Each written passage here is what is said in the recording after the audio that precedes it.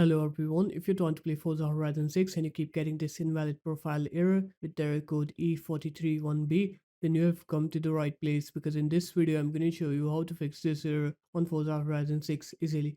So this error has a very easy solution. The solution is you're going to open up your Xbox app. So open up your start menu, right here Xbox. And here what you're going to do is you're going to click onto your profile here at the top left corner, go into support then. You're going to click onto gaming services repair tool, click on start repairing now. Click yes on here, and now it will start diagnosing your invalid profile error code on Forza Horizon 6. And once it finds the error, it will start fixing your error. As you can see, it's starting to fix our problems.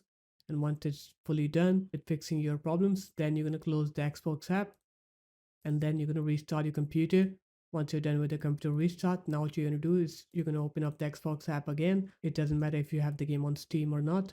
Just open up the Xbox app, minimize it. Now you can open up Steam or wherever you have the game, and now right click on Forza Horizon 6, click properties, install files, click verify integrity of game files. After that, you should be able to play Forza Horizon 6.